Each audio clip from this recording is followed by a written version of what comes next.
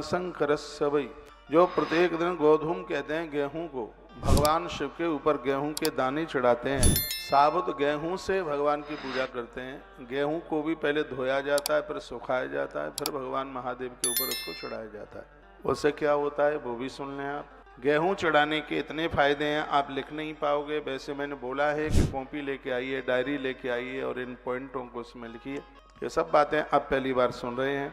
गेहूं से मूर्तियों की प्राण प्रतिष्ठा की जाती है। गेहूं में प्रतिमाओं को दबाया जाता है और उससे अन्नवास के नाम से जानते हैं। अनाजों में गेहूं को बड़े प्रमुख रूप से लिया गया है। बहुत पूजा का भाव, जोत जलाते हैं, अखंड जोत, तो उसके नीचे या चावल रखे जाते हैं या फिर गेहूं के दाने रखे जाते हैं। गेहूं को इतना शुभ विशेष रूप से पूजा में माना गया है। तो शिवलिंग पर साबुत गेहूं चढ़ाने से सांसारिक सुख की प्राप्ति होती है। गृहस्थियों के लिए तो किसी वरदान से कम नहीं है। पति पत्नी का स्नेह, सास बहू का स्नेह, बाप बेटे का आत्मीयता, ये सब जीवंत बने रहें, कभी टकराव न हो, एक दूसरे से दूर न हो। बड़ा कष्ट होता है जो माता पिता जीवन भर बच्चों का लालन पालन करते हैं और अंत में बच्चे अपनी पत्नी को लेकर माँ बाबूजी को छोड़ के चले जाते हैं। यह ग्रंथ कहता है कि यह गेहूं है वो परिवार को बिखरने नहीं देता। कमाने के लिए भाई भाई कितने भी दूर चले गए हों, लेकिन ऐसा कोई दिन नहीं होता जिस दिन वो एक दूसरे को याद नहीं करते। मैं 100 शब्दों की बात एक बात में कह दूं, महादेव के ऊपर गेहूं चढ़ाने से परिवार बिखरता नहीं है। यह इसकी बहुत बड़ी महिमा है। तो शिवलिंग पर गेहूं चढ़ाने से सांसारिक सुख की प्राप्ति होती है। श्लोक भी बोल रहा हूँ। गोधूमानस तथा पूजा प्रशस्ता शंकरस्य वै, प्रजापत्यम ब्राह्मणानाम कर्तव्यम वै फलस्वभी। ब्राह्मण लोग जो पंडित कर्म करते हैं, वक्ता लोग हैं, समाज में उन्हें यह बात भोले भाले भक्तों को बता देनी चाहिए। जैसे भगवान के ऊपर फूल पत्तियां प्रत्येक दिन चढ़ाते हैं, उसी प्रकार से प्रत्येक दिन भगवान शंकर का भी ऐसे ही पूजन होना चाहिए।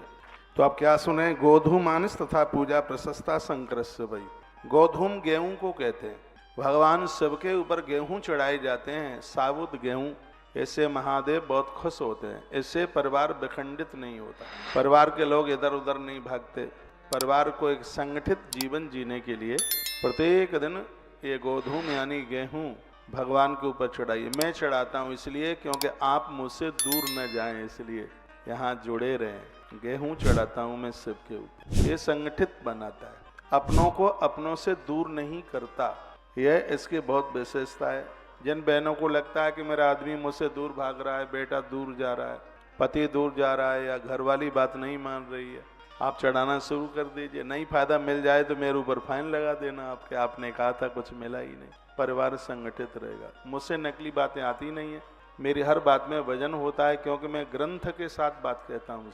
प्रमाणित बात जो मैं बात आपको मैं निवेदन कर रहा हूँ, यह बात रुद्र संहिता के सृष्टि खंड के अध्याय नंबर 14 के श्लोक नंबर 49 में बात कही गई है, जो मैं आपको निवेदन कर रहा हूँ। श्लोक 49 अध्याय 14 रुद्र संहिता का सृष्टि खंड, उसमें महादेव के ऊपर गेहूं चढ़ाने की बात कही जा रही है। गोधूम इसको संस्कृत में कहते हैं। आप घर में से पुराण रखते हैं तो अपने अपने घर में इस बात को आप पढ़ सकते हैं। क्या शिव पर गेहूं चढ़ाया जाता है, अनाज चढ़ाए जाते हैं महादेव के। इससे शंकर बड़े राजी होते हैं। जिन घरों में पति पत्नी में बनती नहीं है, महादेव की पिंडी के ऊपर यह गेहूं चढ़ाने से तलाक जैसी ये परेशानियां दूर हो जाती। दोनों एक दूसरे के बिना रह नहीं सकते, इतना प्रेम इतना स्नेह बढ़ता है। भगवान शिव पर गेहूं चढ़ाने से समाज में इज्जत बढ़ती है, मान बढ़ता है। वो बहनें जरूर महादेव के ऊपर गेहूं चढ़ाएं जिनको ऐसा लगता है कि इस परिवार में सास ससुर मेरा सम्मान नहीं करते। कभी कभी होता है घर में 4 बहू हैं तो एक को इतना आदर दिया जाता है, दूसरे को लगता है बाजार से खरीद के लाए हैं क्या।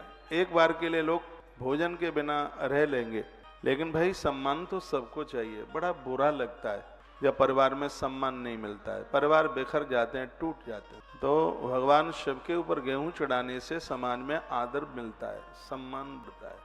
और मुझे विश्वास है कि हमारी आज की कथा को सुनकर शिव पूजा में आप प्रत्येक दिन गोधूम यानी गेहूं भगवान शिव के ऊपर चढ़ाएंगे। 5 चढ़ाइए, 7 चढ़ाइए, 11 चढ़ाइए, 108 चढ़ाइए। मैं तो 108 चढ़ा देता हूँ।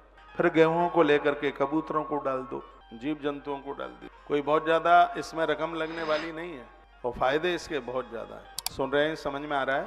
धन्यवाद।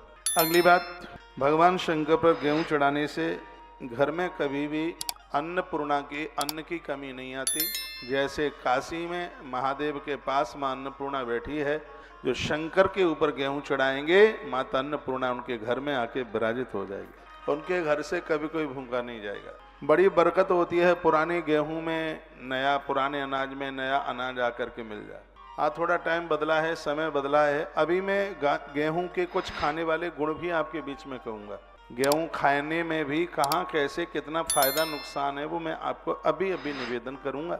इसको आप एक एंगल से, पूजा के एंगल से पहले सुन लें इसको। तत्पश्चात कहा जाता है कि माता अन्नपूर्णा उनके घर में स्थिर होकर के बैठ जाती है।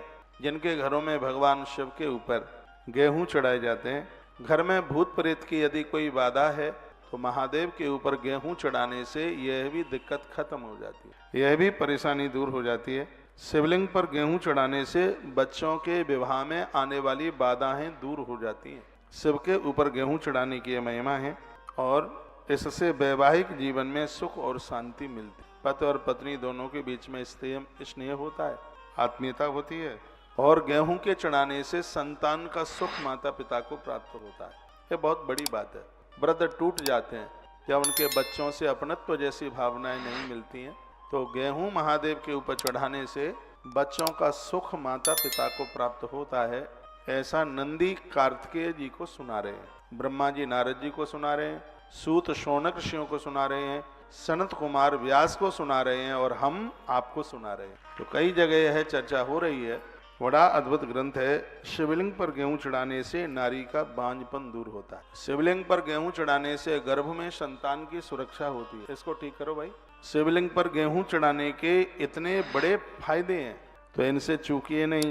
प्रत्येक दिन अपनी पूजा में जैसे फूल पत्तियां भगवान को आप चढ़ाते हैं, वैसे ही आप भगवान को गेहूं चढ़ाइए। ये तो पूजा की बात रही। जोत जलाते हैं, उसके नीचे गेहूं रखिए। आप कलश भरते हैं, उसके सकोरे में गेहूं रख करके फिर उसके ऊपर नारियल रखिए, तो उसका और ज्यादा अपने आप में महत्व है।